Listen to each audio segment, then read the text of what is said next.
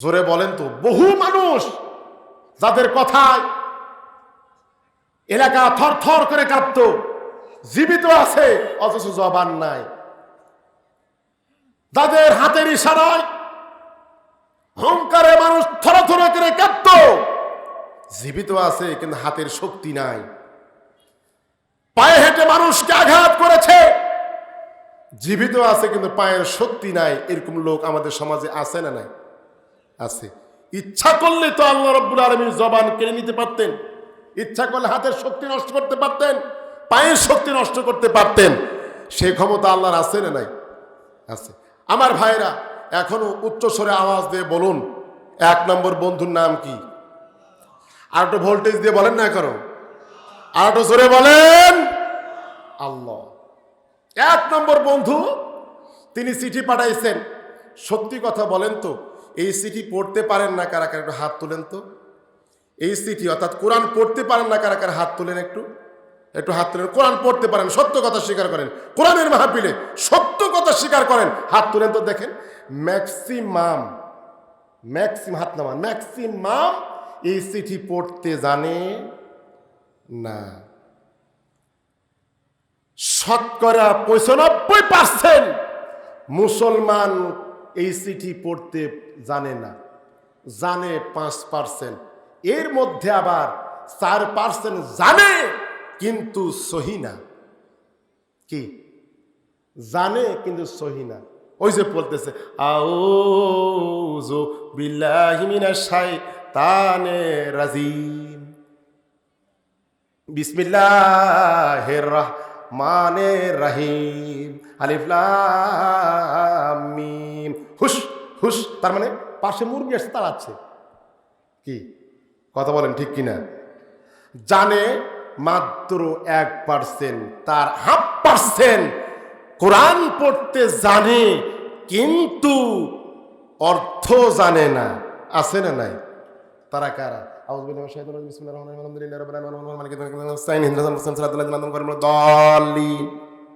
কি চলছে তো চলছে, চলতেছে চলছে। এটা ঠিক। ওদেরকে ধরে বললাম, বাবা তুমি কি পড়তেছো, এর অর্থ জানো? বলছে আমারে ছেড়ে দেন, আমি পড়তে জানি না, আমার গেট লক, আমি শুধু পড়তে জানি কিন্তু অর্থ জানি না। বাকি থাকলো 1/2%। যে 92% মুসলমানের দেশে 99.5% মুসলমান কোরআন পড়তে জানে না, সেই দেশে নাস্তিকরা মুসলমানদের উপরে নির্যাতন করাটাই স্বাভাবিক। কথা বলে ঠিক কিনা? নাস্তিকরা আসতে মুসলমানদের উপরে এমন ভাবে নাচানাচি শুরু করে দিয়েছে, আর মুসলমানেরা একবারে ঘরের ভিতরে ঢুকে গিয়েছে। কথা বলেন ঠিক কিনা? এই জন্য কবি বলতেছে, পড়ো না কোরআন কেন, পড়ো না কোরআন, ওরে কপাল পোড়া মুসলমান, ওরে সর্বহারা মুসলমান। পড়ো না কোরআন কেন, পড়ো না কোরআন, ওরে কপাল পোড়া মুসলমান। পড়েছো ইংলিশ মিডিয়ামে, বাবারে ডাকো তাই ড্যাডি নামে। ঠিক কিনা? পড়েছো ইংলিশ মিডিয়ামে, বাবারে ডাকো তাই ড্যাডি নামে। সরি সরি বললে কি আর, সরি সরি বললে কি আর, কবরেতে পাবে আসান। পড়ো না কোরআন কেন, পড়ো না কোরআন, ওরে কপাল পোড়া মুসলমান। তাহলে পরে এই চিঠি পড়ার দরকার আছে না নাই? জোরে বলেন, আছে না নাই? আছে। এই চিঠি আবার কিভাবে পড়া লাগবে আল্লাহ রাব্বুল আলামিন সে কথাও জানা দিয়েছেন, ওরাতিলিল কোরআনা তারতিলা। আল্লাহু আকবার বলবেন না? সারা দাখিল মাদ্রাসার উদ্যোগে 63তম বার্ষিকী একদিন ব্যাপী বিশাল তাফসিরুল কোরআন মাহফিলের মাননীয় সভাপতি, এক্সপেক্টেড অনারেবল আলহাজ জনাব হজরত মাওলানা মোহাম্মদ তৈয়বুর রহমান সাহেব, সামনে অবস্থানরত আমার মাথার তাজ বাপজানেরা, ছোট্ট ছোট্ট জায়গা দখল করে বসে পড়েছেন ছোট্টমণি যুবক ভাইরা, মিডিয়ার সম্মানিত ভাইরা, সকলের প্রতি হৃদয় নিংড়ানো ভালোবাসা ও শুভেচ্ছা সালাম জ্ঞাপন করছি। সালামের জবাব দেন আসসালামু আলাইকুম ওয়া রাহমাতুল্লাহ। মহান রব স্রষ্টা আল্লাহ রাব্বুল আলামিনের আলিশান দপ্তরে শুকর গুজার করছি যে আল্লাহ সুবহানাহু ওয়া তাআলা বৈশাখ মাসে এমন এক সময় মাহফিলের আয়োজন করার তৌফিক দান করলেন, যে সময় দিনের বেলা মানুষ চলাচল করা অনুপযোগী। আল্লাহ রাব্বুল আলামিন এখনো পর্যন্ত সুস্থ শরীর, মহান রবকে ডাকার সুযোগ যে রব, যে স্রষ্টা এখনো পর্যন্ত দান করেছেন, ওই আল্লাহর আলিশান দপ্তরে দরদ মাখা কণ্ঠ দিয়ে উচ্চস্বরে আওয়াজ দিয়ে বলতেছি আলহামদুলিল্লাহ। জোরে আওয়াজ দিলে কষ্ট হচ্ছে নাকি? জোরে বলেন তো, জবান দেওয়ার মালিক কে? আর একটু ভোল্টেজ বাড়িয়ে দিয়ে বলতে হবে কে? আসমানের মালিক কে? হায়াতের মালিক কে? মৌতের মালিক কে? সকল কিছুর মালিক যেহেতু আল্লাহ, ওই আল্লাহর পথে আমরা কণ্ঠটা ব্যয় করব, উচ্চস্বরে আওয়াজ দিয়ে বলি আলহামদুলিল্লাহ। দরুদ ও সালাম মানবতার বন্ধু জনাবি মুহাম্মদুর রাসূলুল্লাহ সাল্লাল্লাহু আলাইহি ওয়াসাল্লামের প্রতি, যিনি শুয়ে আছেন সোনার মদিনায়। তিনি যখন দুনিয়াতে আসলেন, দুনিয়াতে আসার প্রাককালে সমস্যা ছিল আইএমএ জাহেলে, এমন কোনো পাপ ছিল না তদানীন্তন সময়ে ঘটে নাই। সুদ, ঘুষ, দুর্নীতি, অশ্লীলতা, বেহাপনা, চুরি, ডাকাতি, নারী নির্যাতন, গুম, খুন, ইফটিজিং, এমন কোনো পাপ নাই তদানীন্তন সময়ে ঘটে নাই। কথা বলেন ঠিক কিনা? ওই ঘুরে ধরা সমাজ, আইএমএ জাহেল সমাজ দূর করে দিয়ে সোনালী সমাজ কোরআন দিয়ে প্রতিষ্ঠিত করলেন। একটি আদর্শ সমাজ, একটি জান্নাতি সমাজ উপহার দিয়ে গেলেন।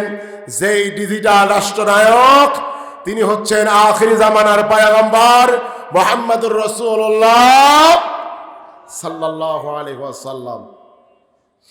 প্রিয় ভাইরা আমার, ভূমিকা ছাড়াই কথা বলতে হবে, কারণ সময় পিছনে তাড়া করেছে। প্রধান বক্তা উপস্থিত। আপনাদের মনে সংশয় ছিল প্রধান বক্তা আসবে কিনা, মুফতি বজলুর রশিদ আসবে কিনা, দিনের বেলা না রাতে। আমি কথা দিয়েছিলাম বগুড়া থেকে যদি জীবিত থাকেন সারা দাখিল মাদ্রাসা মাঠে তিনি উপস্থিত হবেন ইনশাআল্লাহ। যথাযথ সময়ের মধ্যে তিনি আজকের এই মাহফিলে উপস্থিত হয়েছেন, শুধু অপেক্ষা করছেন। কিছু দেওয়ার জন্য এসেছেন আর আপনারা নেওয়ার জন্য এসেছেন। কথা বলেন ঠিক কিনা? অতএব সময় খুব কম, কথা বলতে হবে অনেক, আমল করতে হবে বেশি। আপনারা খুশি না বেজার? জোরে বলতে হবে খুশি না বেজার? প্রিয় ভাইরা আমার, কোরআনুল কারীমের তাফসিরে বসে গেছি। এমন এক সময় এক আজীব কিতাব নিয়ে আপনাদের সামনে আলোচনা করার জন্য সিদ্ধান্ত নিয়েছি। দুনিয়ার মানুষ দুনিয়াতে আসার পরে, ভূমিষ্ঠ হওয়ার পরে সন্তানের নাম রাখে। কেউ বা নাম রাখে আব্দুল্লাহ, কেউ বা নাম রাখে শাহিন আলম, কেউ বা নাম রাখে নুসাইবা, কেউ বা নাম রাখে মরিয়ম, কেউ বা নাম রাখে খাদিজা। তাহলে পরে বাবা হওয়ার কারণে নাম রাখছে। প্রিয় ভাইয়ের আমার, এই কিতাবের যদি আপনি প্রশ্ন করেন কিতাব তোমার নাম কি, কিতাবের ক্ষমতা আছে, জবাব দেওয়ার মতো ক্ষমতা আছে না নাই? জোরে বলতে হবে। কিতাবের আপনি প্রশ্ন করেন কিতাব তোমার নাম কি, সঙ্গে সঙ্গে কিতাব জবাব দেয় বাল হুয়া কুরআনুম মাজিদ। বরং এই একটা কুরআনুম মাজিদ। বুঝলাম তোমার নাম কুরআন মাজিদ। ও কিতাব, তোমার বাড়ি কোথায়?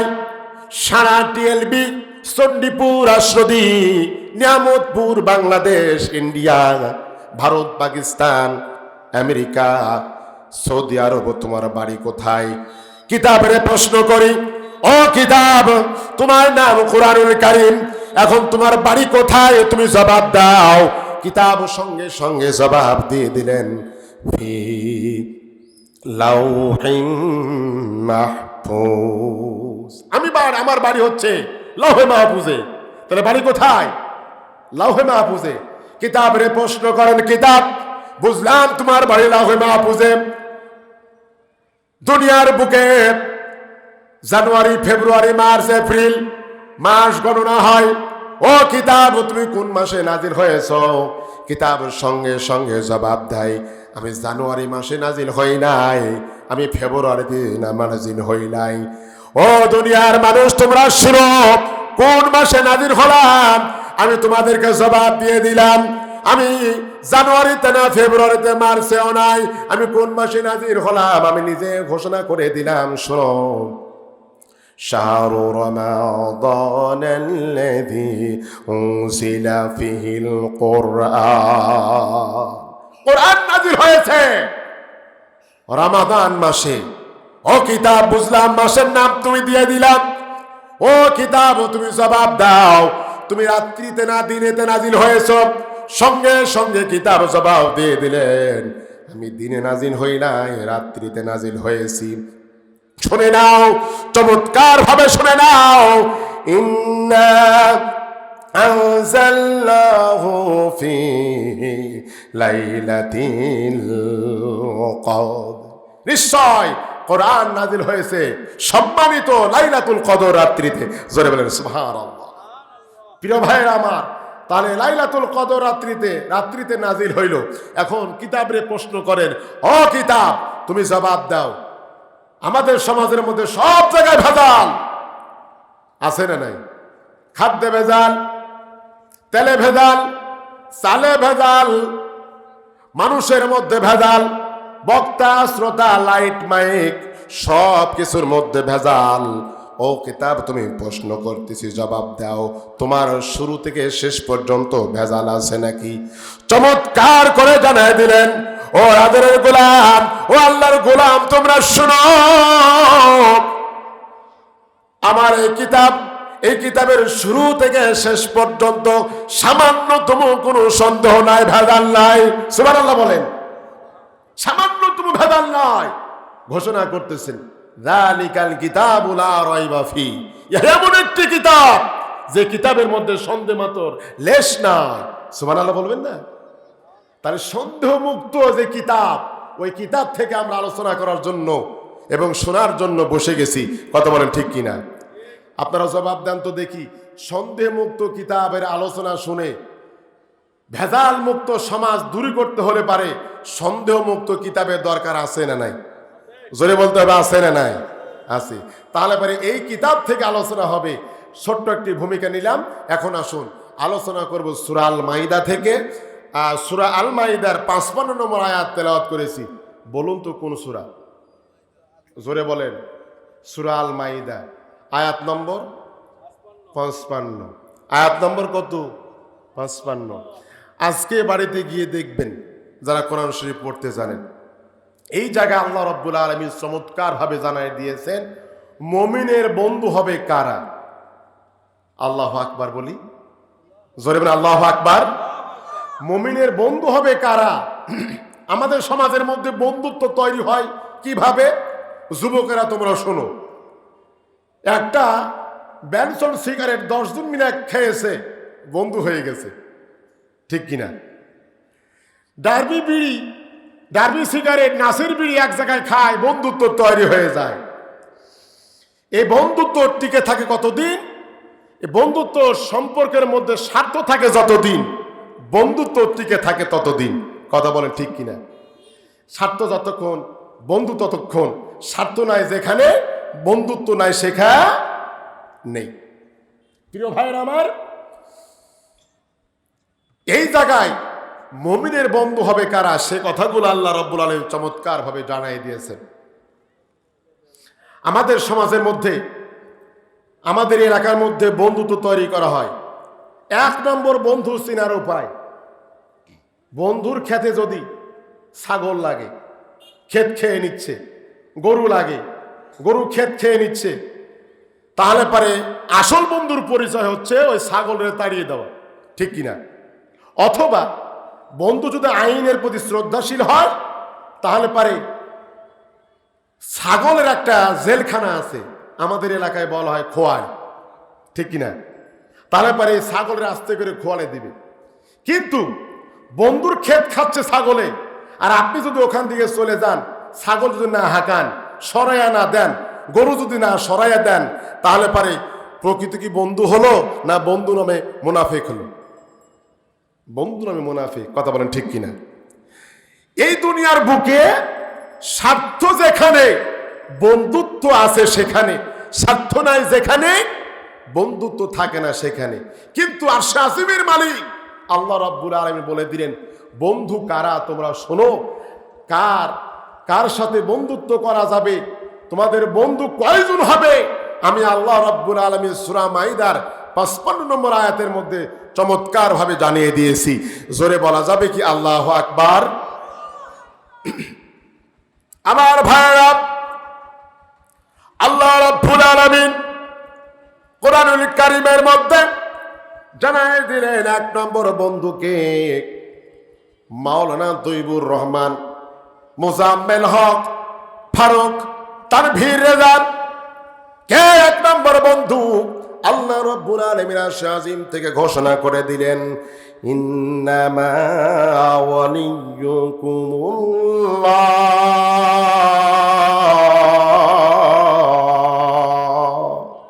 1 নম্বর বন্ধু আল্লাহ নিজে ঘোষণা করে দিলেন, আদরের গোলাম।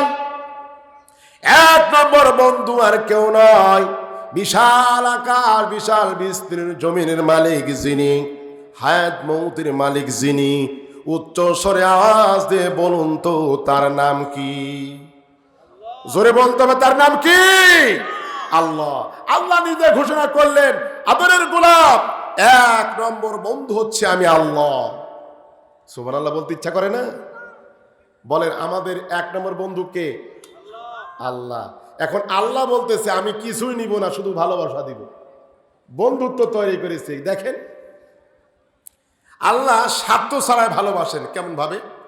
ওই আকাশের দিকে তাকান, এই লাইটগুলো যতগুলো জ্বলছে, মাইক চলছে, প্রজেক্টর চলছে, ক্যামেরা চলছে, এইগুলো ব্যবহার করতে কারেন্ট ব্যয় হচ্ছে কি হয় না?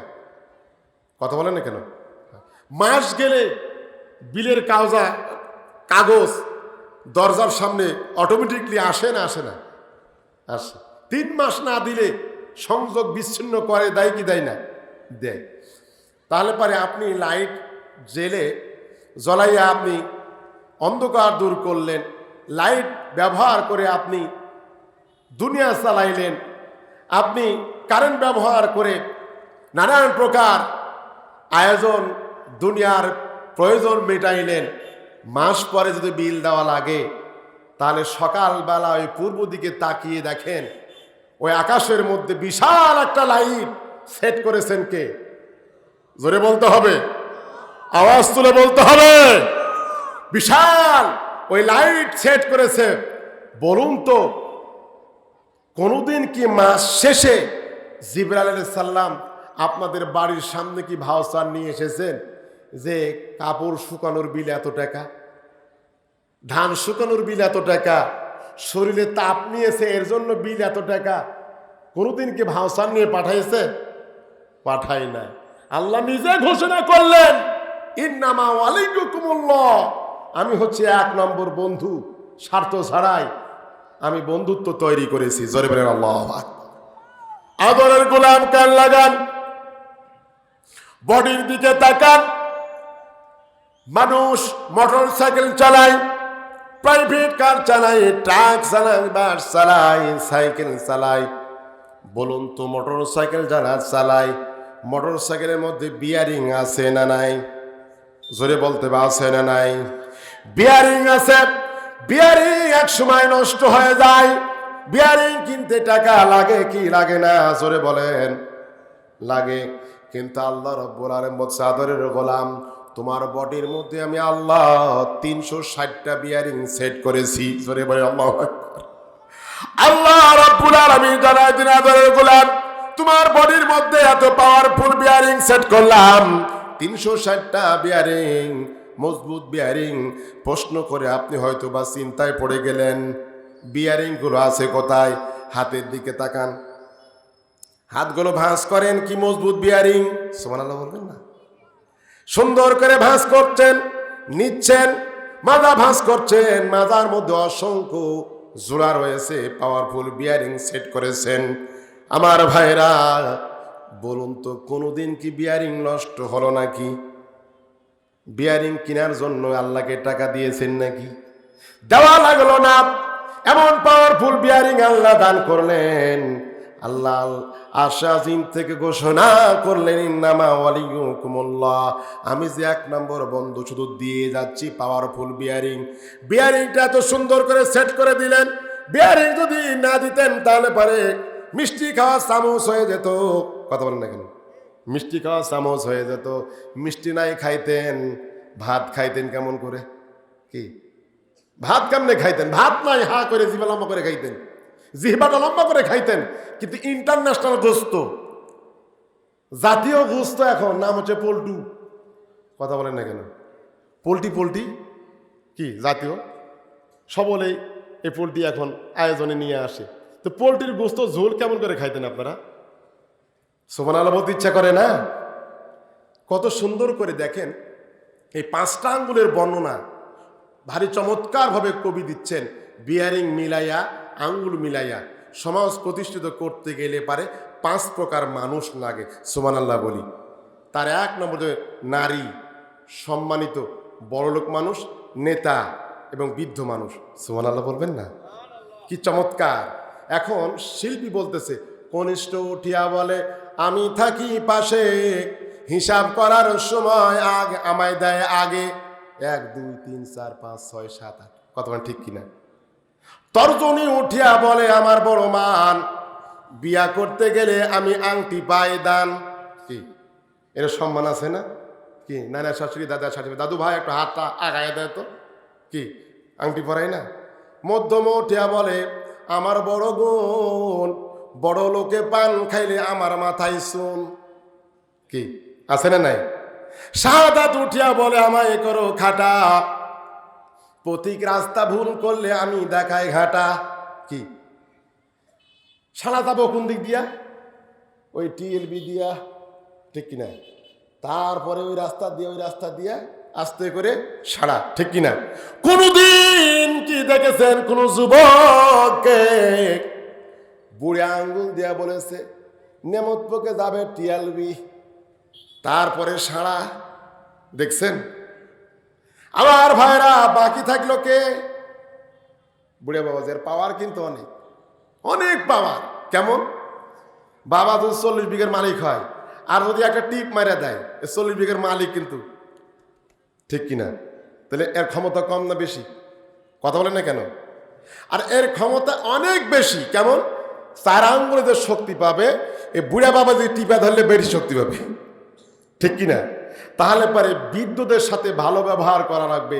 রাসূল বলেছে, মাল্লাম ইয়ারহাম সাগীরানা ওয়ালা ইউওয়াক্কির কাবীরানা ফালাইসা মিন্না, যে ব্যক্তি ছোটদেরকে স্নেহ করে না আর বড়দেরকে শ্রদ্ধা করে না, সেই ব্যক্তি আমার উম্মত না, বলেছেন রাসূলুল্লাহ সাল্লাল্লাহু আলাইহি ওয়াসাল্লাম। তাহলে এই বয়সের ব্যবধানে বৃদ্ধদের আর কথা শুনতেই চায় না, যুবকরা সম্মান দিতেই চায় না। এখন আগে দেখছি যে বৃদ্ধরা এক জায়গায় বসতে পারে, যুবকরা পাশ দিয়ে যাইতোই না, দূর দিয়ে যাইতো। কথা ঠিক কিনা? এখন একই স্থলে বৃদ্ধরা বসে থাকে আর যুবকেরা আস্তে করে সিগারেটে টান মেরে উপড়ে মারে ফু, আর বলে, ও বুড়া বাবা, যে তোমাদের সময় শেষ, সময় এখন আমাদের। কথা বলে না কেন? তাহলে বাকি থাকলে বৃদ্ধ মানুষ। এই বৃদ্ধ বলতে, বৃদ্ধা উঠিয়া বলে, আমায় করো হেলা, বয়স হয়ে গেছে, হুপিং কাশি আসতেছে, মূল্যায়ন করে না। ও তখন বলতেছে, বৃদ্ধা উঠিয়া বলে, আমায় করো হেলা, ভাত খাওয়ার সময় তখন আমি মারি ঠেলা। কি ঠেলা না মারলে ভাত যাবে? কথা বলে না। ঠেলা মানে ভাত যাবে, তাহলে এটা দরকার আছে না নাই? আল্লাহ রাব্বুল আলামিন ভারী চমৎকার করে জানাই দিলেন, এত সুন্দর পাওয়ারফুল আমি বিয়ারিং সেট করলাম, এই বিয়ারিং এর টাকা দেওয়া লাগলো না। ইন্নামা ওয়ালিয়ুকুমুল্লাহ, সুবহানাল্লাহ। আসুন এখন দেখুন তো আল্লাহর এই জমিনে যতগুলো নিয়ামত রয়েছে তার মধ্যে শ্রেষ্ঠ নিয়ামত হচ্ছে বেঁচে থাকা। সুবহানাল্লাহ, আল্লাহু আকবার, আল্লাহু আকবার। মোটর সাইকেলের টায়ার ক্ষয় হয় কি হয় না? হয় না? কিনতে গেলে টাকা লাগে না? টাকা লাগে। কিন্তু আল্লাহ রাব্বুল আলামিন বলছে তোর বডির মধ্যে, গোলাম আমি যে 1 নম্বর বন্ধু, তোর বডির মধ্যে এমন পাওয়ারফুল টায়ার সেট করে রেখেছি, সারাদিন টায়ার ক্ষয় হবে, ঘুমের ঘরে গেলে পারে টায়ারটা আবার মজবুত হয়ে যাবে। আল্লাহু আকবার। কোন জায়গা? 2 পায়ের তলা। সুবহানাল্লাহ, সুবহানাল্লাহ। সারাদিন হেঁটেছেন, ক্ষয় হয়ে গেছে, ঘুমের ঘরে গিয়েছেন, পূরণ করে দিয়েছেন কে? জোরে বলতে হবে। কত সুন্দর করে পূরণ করে দিলেন, কোনোদিন টায়ারের বিল লাগলো না। এখন আল্লাহ রাব্বুল আলামিন বলতেছে আমি শুধু দিয়ে যাচ্ছি, এখন তোমাদের কাছে আমি একটা চিঠি পাঠাবো। সুবহানাল্লাহ বলি। বন্ধু বন্ধুর কাছে চিঠি লেখে না? লাগে কি না? এই যে মোবাইলের মধ্যে সেটিং করা হয়, আসিতেছে ঈদুল আজহা, বলে ও বন্ধু তুমি কোথায়, শয়তান তোমারে খুঁজতেছে। সুবহানাল্লাহ বলি। হ্যাঁ, মেসেজ পাঠাই না? তো আমাদের 1 নম্বর বন্ধু বন্ধুর কাছে চিঠি পাঠাচ্ছে। দেখেন চিঠিটা ডাইরেক্ট আল্লাহ রাব্বুল আলামিন আমাদেরকে দিয়ে দিয়েছেন। চিঠির নাম হচ্ছে কোরআনুল কারীম। সুবহানাল্লাহ বলি। এখন এই চিঠি পাঠানোর পরে বন্ধু বন্ধুর কাছে চিঠি পাঠাইছে, এখন এই চিঠি যদি সকালে 40 বার চুমা খান, ঘুমানোর আগে 40 বার চুমা খান, তাহলে বন্ধু তো ঠিক থাকবে? কথা বলে না কেন? ঠিক থাকবে না, দূর হয়ে যাবে। কারণ বন্ধু চিঠি লিখেছে, কি চিঠির মধ্যে আছে এর জবাব সঠিকভাবে দিতে পারলেই বন্ধুত্ব টিকে থাকবে। কথা বলে ঠিক কিনা? এখন এটা দিয়ে বোঝায়, মোবাইলে আপনার বন্ধু ফোন দিয়েছে, এখন বলতেছে নিয়ামতপুরে আসো, এরপরে নওগাঁ যাওয়া হবে। এখন আপনি সাথে হুঁ হুঁ করতেছেন, জবাব দিচ্ছেন না, তাহলে বন্ধুত্ব ঠিক থাকবে গো? কথা বলে ঠিক থাকবে? জবাব দিলেন, নিয়ামতপুর গেলেন না, নওগাঁতে গেলেন না, তাহলে বন্ধুতে খবর দিলাম শাহিন আলমকে, কি ব্যাপার, আমার এ বন্ধু কি আমার কথাকে বুঝতে পারে নাই, না আসলে কি ঘটনা? এক সময় বন্ধুত্ব নষ্ট হয়ে যাবে। কথা বলেন ঠিক কিনা? তাহলে আল্লাহ আমাদের পরম বন্ধু একটা চিঠি পাঠাইছে, সেই চিঠির নাম হচ্ছে কোরআনুল কারীম। সুবহানাল্লাহ বলি। এখন এই চিঠিটা পড়া লাগবে, সে কথাও বন্ধু শোনায় দিয়েছে। সুবহানাল্লাহ বলি। এখন বন্ধু বলতেছে চিঠি পাঠাইলাম, এখন তোমাকে পড়া লাগবে। আল্লাহ রাব্বুল আলামিন জানাই দিলেন, আদরের গোলাম আমি যে 1 নম্বর বন্ধু, স্বার্থ ছাড়াই ভালোবাসা বন্ধুত্ব টিকে রেখেছি, তোমাদের কাছে চিঠি পাঠাইলাম, চিঠিটা তোমাদেরকে পড়া লাগবে, সে কথাও জানাই দিলাম। ইকরা বিসমি রাব্বিকাল্লাযী খালাক, পড়ো ওই রবের নামে যিনি তোমাকে সৃষ্টি করেছেন। পড়তে বললেন কে? জোরে বলতে হবে। আসলে এই এলাকায় কথা বলতেই চান না, বলেন তো আমার সাথে হয়েছে কি দ্বন্দ্ব? তাহলে রাখছেন মুখটা যে বন্ধ, ব্যাপারটা কি? জোরে বলেন তো। বহু মানুষ যাদের কথায় এলাকা থর থর করে কাঁপতো, জীবিত আছে অথচ জবান নাই, যাদের হাতের ইশারায় অহংকারে মানুষ থর থর করে কাঁপতো, জীবিত আছে কিন্তু হাতের শক্তি নাই, পায়ে হেঁটে মানুষকে আঘাত করেছে, জীবিত আছে কিন্তু পায়ের শক্তি নাই, এরকম লোক আমাদের সমাজে আছে না নাই?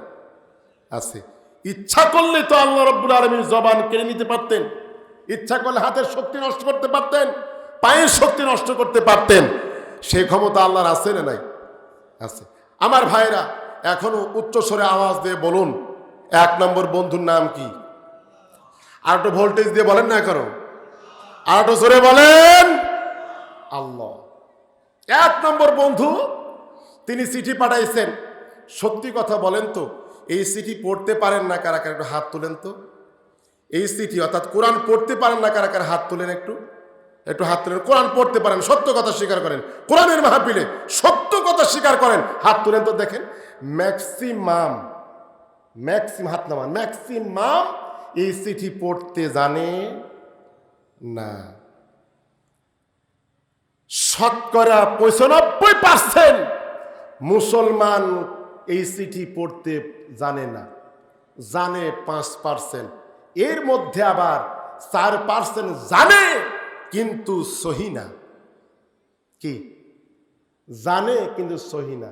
ওই যে বলতেছে আউযু বিল্লাহি মিনাশ শাইতানির রাজিম, বিসমিল্লাহির রাহমানির রহিম, আলিফ লাম মিম। হুশ হুশ, তার মানে পাশে মুরগি এসে তাড়াচ্ছে। কি কথা বলেন, ঠিক কিনা? জানে মাত্র 1%, তার 1/2% কোরআন পড়তে জানে কিন্তু অর্থ জানে না। আছে না নাই? তারা কারা?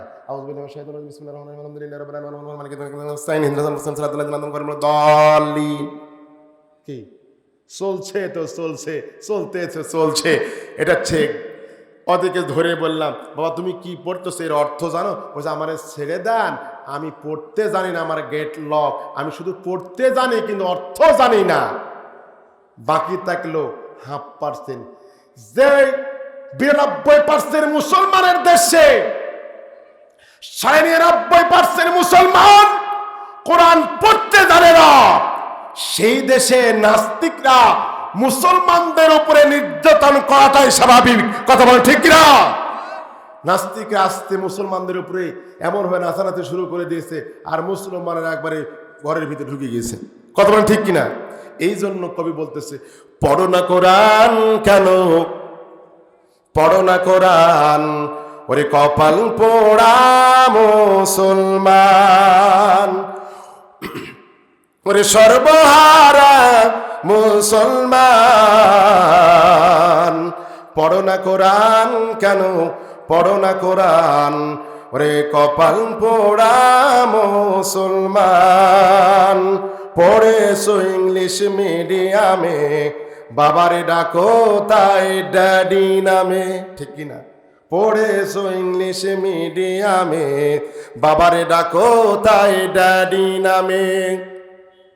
সরি সরি বললে কি আর, সরি সরি বললে কি আর, কবরেতে পাবে আসান।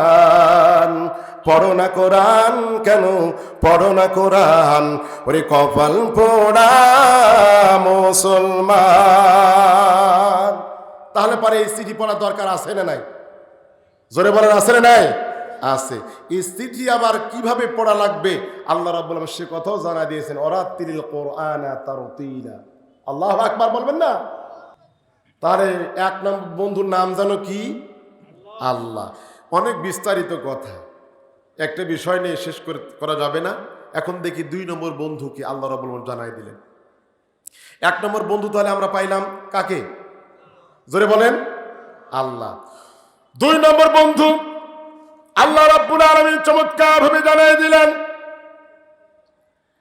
1 নম্বর বন্ধু আমি আল্লাহ, 2 নম্বর বন্ধু হচ্ছে রাসূল। 2 নম্বর বন্ধুকে রাসূল। এখন 2 নম্বর বন্ধু যদি রাসূল হয়, আর রাসূল যদি আমাদের বন্ধু হয়ে যায়, তাহলে এর চাইতে ভাগ্যবান আর আসমানের নিচে জমিনের উপরের একটাও হয় না। কথা বলেন ঠিক কিনা? রাসূল যদি বন্ধু হয়ে যায়, তাহলে দুনিয়া এবং আখিরাত তার জন্য কল্যাণ। আমার ভাইরা, বন্ধুত্ব তৈরি করতে হলে পারে তার বংশ পরিচয় এবং তার ডিটেলস জীবনী জেনে সঠিকভাবে বন্ধুত্ব তৈরি করতে হবে, না হলে বন্ধুত্ব হঠাৎ করে দূর হয়ে যেতে পারে, নষ্ট হয়ে যেতে পারে। তাহলে 2 নম্বর বন্ধু হচ্ছে রাসূল। রাসূলুল্লাহ সাল্লাল্লাহু আলাইহি ওয়াসাল্লাম দুনিয়াতে যখন আসবেন, আসার প্রাককালেই মায়ের গর্ভে থাকা অবস্থায় 6 মাস বয়সে বাবা দুনিয়া থেকে বিদায় নিয়েছে। ভাইরা আমার, বাবা যার নাই, মনোযোগ দিয়ে একটু শোনার চেষ্টা করেন। 6 মাস বয়সে রাসূল মায়ের গর্ভে থাকা অবস্থায় জন্মদাতা পিতা দুনিয়া থেকে বিদায় নিয়ে চলে গেল। দুনিয়াতে আসবে আসার প্রাক্কালে সকলে টেনশন করে কখন সিজার করা লাগবে, কোন মেডিকেলে নিয়ে যাওয়া লাগে, সতিকা গৃহে কিভাবে বাচ্চাটা হবে, সকলে টেনশন করে। কিন্তু আমার রাসূল দুনিয়াতে আসবে যখন, দুনিয়ার কোনো মানুষকে টেনশন করা লাগলো না। আল্লাহ রাব্বুল আলামিন আরশে আজিম থেকে সিদ্ধান্ত নিয়েছেন, যার জন্য দুনিয়ার আয়োজন, যার জন্য জান্নাত জাহান্নাম, যার জন্য এত আয়োজন, তার পরম বন্ধু দোস্ত দুনিয়াতে আসবে। সমস্ত দায় দায়িত্ব আল্লাহর হাতে।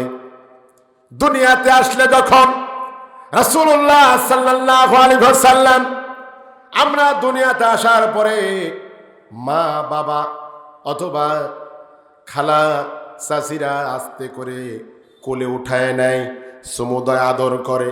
কিন্তু আল্লাহ রাসূলকে আদর করার মতো কেউ নাই। জনম দুঃখিনী মা, তিনি কষ্ট পাচ্ছেন। এমন সময় আল্লাহ রাব্বুল আলামিন আমার রাসূলকে দুনিয়াতে নিয়ে আসলেন। কিতাবে পাওয়া যায় আল বিদায় ওয়ান নিহার মধ্যে, রাসূল দুনিয়াতে আসার পরে রাসূল জমিনে তার মাথাটা নোয়া দিয়েছেন, সিজদা দিয়ে দিয়েছেন। আল্লাহ রাব্বুল আলামিনের দোস্ত দুনিয়ার আয়োজন তার জন্য। আখির জামানার পয়গম্বর দুনিয়াতে আসলেন, সন্তানের নাম রাখবেন যিনি বাবা। বাবা তো দুনিয়াতে নাই, সন্তানের নাম রাখবে কে? আল্লাহ রাব্বুল আলামিন আরশে আজিম থেকে ঘোষণা করলেন, নাম কি হবে শুনে নাও। আমার বন্ধুর নাম হচ্ছে মুহাম্মাদুর রাসূলুল্লাহ। নাম হচ্ছে মুহাম্মদ। সুন্দর করে নাম হয়ে গেল মুহাম্মদ। নিয়ম ছিল মক্কাতে সন্তানের জন্ম নেওয়ার পরে বাচ্চাগুলো ধাত্রী কোলে দেওয়া হতো, তাকে লালন পালন করার জন্য কন্ট্রাক্ট দেওয়া হতো। আল্লাহ নবীকেও যে জায়গায় বাচ্চা একত্রিত করে কন্ট্রাক্ট দেওয়া হতো লালন পালন করার জন্য, ওই জায়গায় জমা করা হলো। সকলেই ধনী মানুষের বাচ্চাগুলো অনেকগুলো সম্পদের বিনিময়ে নিয়ে চলে গেল। কিন্তু আমার রাসূল গরিবের সন্তান একে নেওয়ার মতো কেউ রইল না। একজন মহিলা বসে আছেন, আল্লাহু আকবার, একজন মহিলা বসে আছেন, তিনি হচ্ছেন হালিমাতুস সাদিয়া রাদিয়াল্লাহু তাআলা আনহা। উনি চিন্তা করলেন, দেশের মধ্যে দুর্ভিক্ষ, বৃষ্টি নাই, খরতাপ, এখন বাড়িতে খালি হাতে ফিরে যাওয়ার চাইতে এই সন্তানটাকে নিয়ে যাওয়াই ভালো। সুবহানাল্লাহ বলি।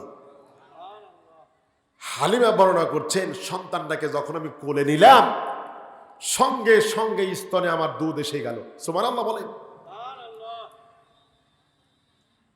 কোলটা আমি যখন এই ছোট্ট বাচ্চা মোহাম্মদকে কোলে নিলাম, কোলটা আলোকময় হয়ে গেল।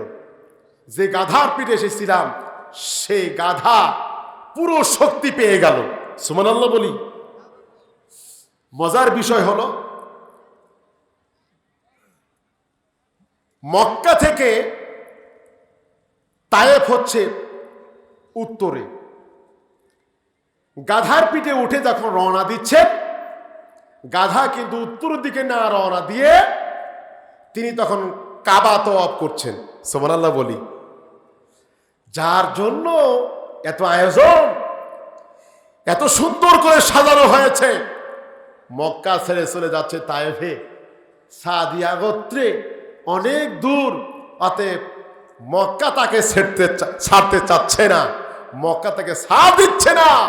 তার মানে হলো মক্কার মালিক মক্কাকে নোটিশ করে দিয়েছেন যে আসমানের নিচে জমিনের উপরে শ্রেষ্ঠ মানুষ তোমার পার্শ্বে, তার তুমি একটু সেবা করো। সুবহানাল্লাহ বলি। 7টা তওয়াফ হয়ে গেল, 7 পাক দেওয়া হয়ে গেল। এই গাধাটা গতিবেগে তায়েফে চলে গেল। সুবহানাল্লাহ বলি। মজার বিষয় হলো, হালিমা আমার রাসূলকে স্তন পান করার জন্য লাগাচ্ছেন, 2টাতে চেষ্টা করছেন, কিন্তু একটা স্তনের দুধ পান করার পরে আর একটা স্তনে মুখ দিচ্ছেন না। রাসূলুল্লাহ সাল্লাল্লাহু আলাইহি সাল্লাম কেমন আদর্শ মানুষ, তিনি ছোট্ট শিশু সন্তান ন্যায় প্রতিষ্ঠিত করেছেন, ইনসাফ প্রতিষ্ঠিত করেছেন, যে আমি যদি দুটোটাই দুধ স্তন খেয়ে নিই তাহলে আমার দুধ ভাইগুলো অভুক্ত অবস্থায় মারা যাবেন। সুবহানাল্লাহ। তার মানে আমি ভাই হয়ে ভাইয়ের হক নষ্ট করতে পারি না। শিশু মুহাম্মদ তিনি তার ভাইয়ের হক ইনসাফ প্রতিষ্ঠিত করেছেন, আর আমি আপনি ইচ্ছা করে সুযোগ খুঁজে এক ভাইয়ের আরেক ভাইয়ের হক নষ্ট করে বাবাকে বুঝাইয়া জমি টিপ নিতে ছাড়ি না। কথা বলেন না কেন? সুযোগ পাইলে বোনের হক সুযোগ পাইলে রেস্টি করে নিই, ভাইকে ঠকায়া সমস্ত সম্পদের মালিক হওয়ার চেষ্টা করি। আমার ভাইরা, রাসূল যে শিক্ষা দিয়েছেন, রাসূল যে 2 নম্বর বন্ধু, বন্ধুর চরিত্র আপনি যদি না জীবনে বাস্তবায়ন করেন তাহলে পারে বন্ধু আপনার জন্য সুপারিশ আদৌ করবে না। আমার ভাইরা, হালিমা বর্ণনা করছেন যেই দিন থেকে আমার এই পালক পুত্র আমি তাকে কন্ট্যাক্ট নিয়েছি, দুধ পান করাচ্ছি, খাওয়াচ্ছি, যেই দিন থেকে আমার অঞ্চলে প্রবেশ করেছে সেই দিন থেকে দুর্ভিক্ষ দূর হয়ে গেছে। দুর্ভিক্ষ নাই, সবুজ আর হয়ে গেল, গাজাগুলো ঘাস পাচ্ছে, সমস্ত চাষাবাদের উপযোগী হয়ে গেছে। তার মানে একটা শিক্ষা রয়েছে এখানে, রাসূল নাই, রাসূলের বন্ধু। ইন আল উলামা ওয়ারাসাতুল আম্বিয়া, নবীর ওয়ারিস হচ্ছে আলেম ওলামাগণ। যে এলাকার ভিতরে আলেম ওলামাগণ থাকবেন, যে এলাকার ভিতরে আলেম ওলামা হক্কানি আলেম যারা থাকবেন, ওই এলাকায় আল্লাহর রহমত নাজিল হয়ে যাবে। কিন্তু একটার পর একটা ওই আলেমদেরকে বেইজ্জত করার জন্য মহাপরিকল্পনা নাস্তিকরা নিতে ছাড় দিচ্ছে না। কথা বলেন ঠিক কিনা? আজকে আসমান থেকে রহমতের বৃষ্টি বন্ধ হয়ে গেছে, খরতাপ কেন আসলো এটা বোঝার বিষয়। ছোট্ট বাচ্চা যে এলাকায় গেল, খরতাপ দূর হয়ে রহমতের বৃষ্টি নাজিল হলো, অথচ ওই দুনিয়া, ওই এলাকা, ওই জমিন, অথচ ওই জমিন এখন খরতাপ, ওই জমিন এখন গজব। তার মনে হলো রাসূলের সাথে, অর্থাৎ রাসূলের ওয়ারিদের সাথে সঠিক ভালো ব্যবহার করা হচ্ছে না। 2 বছর, কয় বছর? 2 বছর পরে যখন বাচ্চাকে ফেরত দিতে নিয়ে গেছেন মা আমিনার কাছে, কিন্তু মনে চায়, হালিমা বলতেছে মনে চায় আরো যদি 3 বছর আমার কাছে থাকতো তাহলে পরে আমার কলিজাটা ভরে যেত। সুবহানাল্লাহ। কলিজা তো ভরবেই, কারণ সাধারণ মানুষ তো হালিমার কাছে নাই, যার সুপারিশ ছাড়া জান্নাত যাওয়া সম্ভব নয়। হাসরের ময়দানে সকলে যখন চিৎকার করতে শুরু করবেন, একজন নবী যার সুপ্রিম পাওয়ার দেওয়া হবে, তিনি সুপারিশ করে উম্মতদেরকে জান্নাতে নিয়ে যাবেন। সুবহানাল্লাহ, আল্লাহু আকবার। বাড়িতে থেকে আমিনার কাছে ফেরত দিতে আসলেন এবং প্রস্তাব রাখলেন, ও বোন, কিছু না মনে করলে এই বাচ্চাটাকে অর্থাৎ মোহাম্মদকে আরো 3 বছর আমার কাছে রাখতে চায়। মা আমিনা বলছে, বাবা নাই, এলাকায় যেহেতু অভাব, অতএব আবারও ছেড়ে দিলেন। হালিমার কাছে 5 বছর ছিল। সুবহানাল্লাহ বলি। কয় বছর? 5 বছর পরে আমিনার কাছে আসলো। বাচ্চারা 6 বছর যখন বয়স হয়, বলেন তো বাচ্চারা খেলাধুলা করে কি করে না? করে। এলাকায় সমসাময়িক খেলা, অনেক সময় আগে মার্বেল অর্থাৎ গুলি খেলা হতো। গুলি না, গুলি বুঝেন না, কাঁচের গুলি। আবার অনেক সময় অনেকে মুরব্বী যারা আছে 16, 80, 17, 80, 18, 80, 19, 80, 20 পাস, তার নাম কথা কন না কেন? কি খেলেন নাই? খেলেছি তো নাকি? এক জায়গায় খেলা হয়, ঠিক কিনা? এই মুরব্বী যারা আছেন তারা তাস খেলে, ওখানে একত্রিত হয়ে তাস খেলেন, বাচ্চারা একত্রিত গুলি খেলেন। আবার এক সময় খোলা দিয়ে খেলা হতো। অনুরূপভাবে বাচ্চারা যে জায়গায় খেলাধুলা করতো, এখন তো বাচ্চারা খেলাধুলা করতেই চায় না, খেলে এক জায়গায়, সেটা হচ্ছে কোথায়? মোবাইলে। আমি ওয়াজ করে যাচ্ছিলাম কোথা থেকে? রহনপুর থেকে বাড়ি যাচ্ছি, আমার বাড়ির পাশে 10টা যুবক এক জায়গায়, এই গেল ধর। আমি তখন চিন্তা করলাম ওয়াজ বুঝি খুব কড়া হয়ে গেছে, আজকে আর বাড়িতে যাওয়া গেল না, ঠিক ইনফরমেশন আমার বাড়ির কাছে এসে গেছে, আমার আজকে মাইরে শেষ করে দিবে।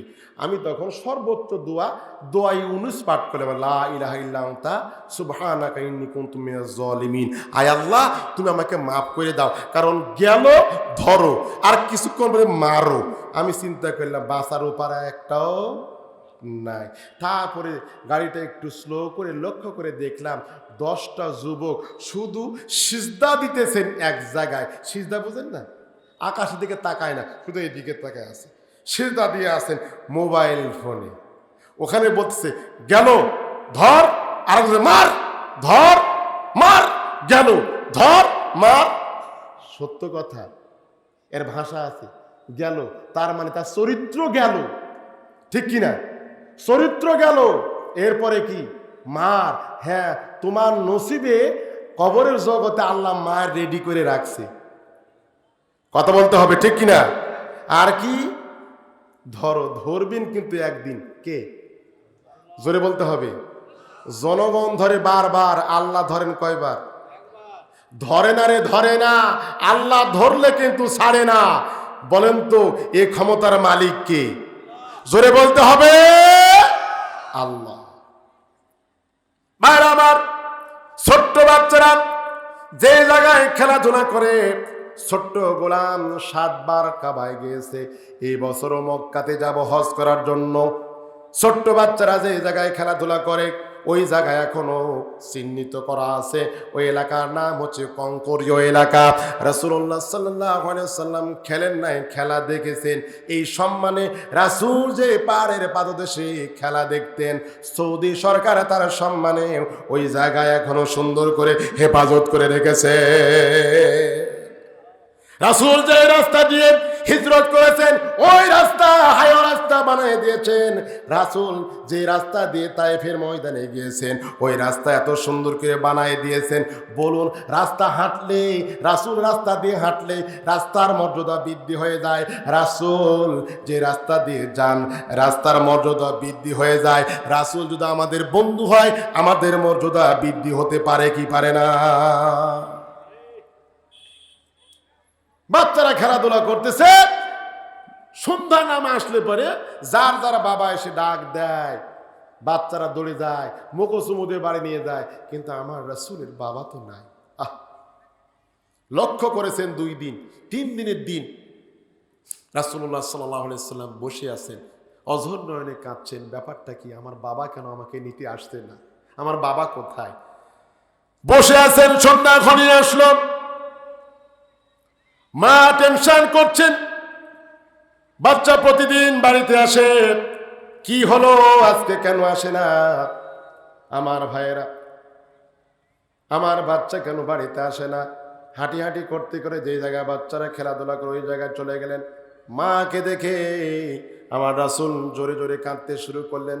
মা, ও মা, আজ যদি লক্ষ্য করে দেখলাম যার যার বাবা সেই নাম ধরে ডাকে, মুখে চুমু দিয়ে বাড়িতে নিয়ে যায়। ও মা, আমার বাবা কোথায়? বাবাকে কেন দেখতে পাচ্ছি না? জনম দুঃখিনী মা আমিনা জবাব দিলেন, ও বাবা, তোমার বাবা কোথায় গেছে? আগামীকাল সকালবেলা দেখাতে নিয়ে যাব।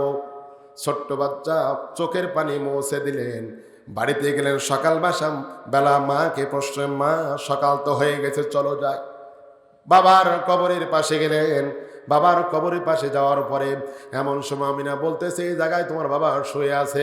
ছোট্ট বাচ্চা বুঝে নাই, কবরের পাশে দাঁড়ায় আব্বা আব্বা বলে চিৎকার করতে শুরু করলেন, জবাব আসে না। হঠাৎ করে আল্লাহর নবীর মা বাচ্চাকে আদরকে বাড়ির থেকে নিয়ে যাচ্ছে।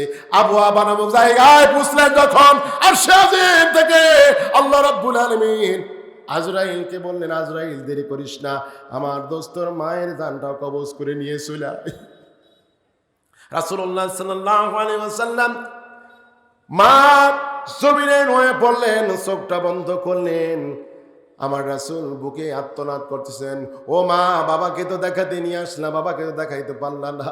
ও মা, চোখটা কেন বন্ধ করলা? আমাকে আদর করার মতো কেউ নাই গো মা। ও মা, একটু কথা বলো, স্বভাব নাই। এমন সময় আল্লাহ রাব্বুল আলামিনের ডাকে সাড়া দিয়া ও মা আমিনা দুনিয়া থেকে বিদায় নিয়ে চলে গেছে। দাদার কোলে আস্তে আস্তে বড় হলেন। বয়স যখন 25, রাসূল চাকরি পাইলেন একজনের আন্ডারে। নাম চাকরি দিয়েছেন যে, তার নাম হচ্ছে খাদিজা। তার নাম কি? খাদিজা। চাকরি পাওয়ার পরে দায়িত্ব পাইছেন দুম্বা ছাগল চড়ানো। দুম্বা ছাগল চড়াইতে গিয়েছেন, অনেকগুলো রাখাল, ওদেরকে নিয়ে আলোচনা করছেন।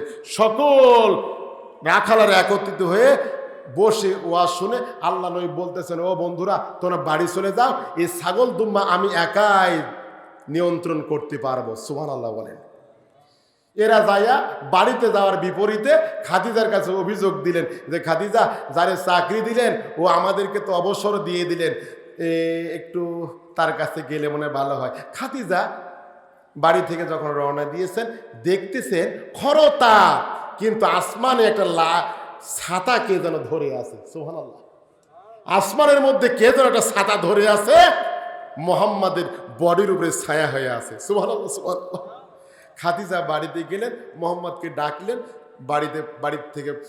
বাড়িতে পাঠিয়ে দিলেন এবং বলে দিলেন, আজ থেকে মোহাম্মদের চাকরি বাতিল। কি বাতিল? চাকরি বাতিল হয়ে গেল। বয়স কত? 25। খাদিজার বয়স হচ্ছে 40। এখন চাচা ভাতিজা, রাসূলের চাচা ভাতিজা বসে থেকে চিন্তা করতে, চাকরি পাইলাম, কয়েকদিন গেল, হঠাৎ করে চাকরি বাতিল হয়ে গেল, খাবো কি করে? এই টেনশন করতেছে। এর ভাগেই খাদিজার পক্ষ থেকে আমার রাসূলের সাথে বিয়ের প্রস্তাব। জোরে বলে আল্লাহু আকবার। বিয়ের প্রস্তাব যখন এসে গেল, বলেন 25 বছরের যুবক, 40 বছরের মহিলাকে কেউ যদি বিয়ের প্রস্তাব দেয় আর এই বয়সে বিয়েতে কেউ যদি রাজি হয়, আমি শাহিনাম যদি রাজি হই, তাহলে তাফসির এই মঞ্চে হবে না, তাফসির হবে সাড়ার 4 স্টলে। যে হুজুরের নজরে এতই খারাপ, হ্যাঁ, বিয়ে করবে ঠিক আছে, তাই বলে কি 40 বছরের এই মহিলাকে বিবাহ করা লাগবে? কি বলবে কি বলবে না? বলবে। এটা বলাটা স্বাভাবিক, এটা আজকের বলা না, তখনই বলেছিল। এখন চতুর্দিকে যখন স্লোগান শুরু হয়ে গেল, ঠকেছে ঠকেছে মোহাম্মদ, ঠকেছে ঠকেছে ঠকেছে খাদিজা, ঠকেছে। এখন খাদিজা বলছে, আমি ঠকলাম কোন জায়গায়? এরা কি কয়, এত কথা বলে কেন? ঠিক আছে, ঠকার প্রতিবাদ আমি জানাবো জনসভায়। সুবহানাল্লাহ বলি। মক্কা সমস্ত মানুষকে একত্রিত করে আয়োজন করলেন। মক্কাবাসী, তোমরা আজকে যে স্লোগান দিচ্ছ চতুর্দিকে, ঠকেছে রে ঠকেছে, খাদিজা ঠকেছে, মোহাম্মদের চরিত্র ভালো না, মোহাম্মদের নজর ভালো না, ঠিক আছে, আমি প্রশ্ন করে জবাব দেয় তো, তোমাদের চরিত্র ভালো না আমার স্বামীর চরিত্র ভালো? সুবহানাল্লাহ বলি আগে। মক্কার লোকজন বলছে মোহাম্মদের চরিত্র ভালো, কারণ মক্কার কাফিরেরা মোহাম্মদের সার্টিফিকেট দিয়েছে আল আমিন সাদিক। সুবহানাল্লাহ বলি। তাহলে আমি ঠকেছি না জিতেছি? জিতেছ। 2 নম্বর, অমক্কাবাসী, তোমাদের চেহারা ভালো না আমার স্বামীর চেহারা ভালো? মক্কার লোকজন বলতেছে, তাই তো, মোহাম্মদের চেহারা ভালো, তোমার স্বামীর চেহারা ভালো, তাহলে বলো তো আমি ঠকেছি না জিতেছি? সুবহানাল্লাহ বলি। মক্কার লোক, হ্যাঁ জিতেছ। এখন বুদ্ধিজীবী থাকে না, আবু জেলে, বুড়া বদমাইশ, এই বুড়া বাবাজি তোর বলতেছে, ঠকেছো এক জায়গায়, মোহাম্মদ গরিব আর তুমি ধনী, এই কথা ঠিক আছে। দৌড় মেরে গিয়ে জাগতিক সম্পদ যা ছিল সমস্ত সম্পদ আমার রাসূলের হাতে দিয়ে দিয়েছেন। দিয়ে তখন বলতেছেন, এখন বলো তো দেখি মক্কার বউকে, আমি ধনী না আমার স্বামী ধনী?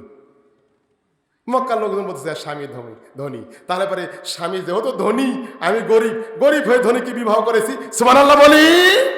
এটা হচ্ছে আদর্শ স্বামী, আদর্শ স্ত্রী। আর আমাদের স্ত্রী যদি একটু চেহারা ভালো হয়, তাহলে তার অহংকারে থাকাই দুষ দেয়। চেহারা যদি স্বামীর কালো হয় আর স্ত্রী যদি ফর্সা হয়, ওর ধাতানিতে স্বামীর কলজা ঝাঁঝরা হয়ে যায়। কতক্ষণ না কেন?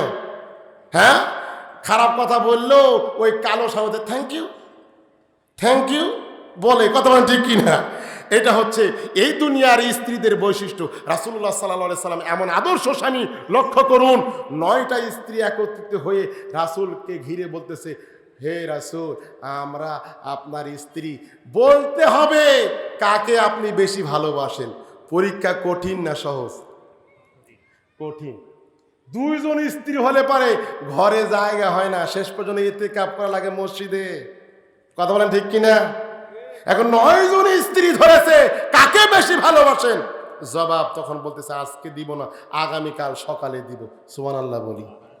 রাতের বেলা আল্লাহ রাসূল প্রত্যেকটা স্ত্রীর ঘরে ঘরে যাইয়া 2টা করে খেজুর দিয়েছে, আর বলেছে, তোমাকে যে খেজুর দিলাম এ কথা কাউকেই বলবা না। 9টা স্ত্রীর হাতে দিয়েছে। সকালবেলা স্ত্রীরা ঠিক রাসূলকে ঘিরে বলছে, প্রাণের স্বামী, একটু জবাব দাও, কাকে বেশি ভালোবাসো? তখন আল্লাহ রাসূল বলতে, শুনতে চাও? হ্যাঁ বলেন আপনি। বলছে, গতকাল রাতে যার হাতে 2টা খেজুর দিয়েছি তাকেই বেশি ভালোবাসি। এটা হচ্ছে আদর্শ স্বামী। আর আমি এমন স্বামী, তরকারিতে লবণ বেশি হইলে চুলের মুঠি ধুয়ে মারি। কথা বলেন না কেন? কথা বলেন না কেন? আমি জানি ঠিক বলবেন না, কারণ স্ত্রীকে মারেন আপনারা।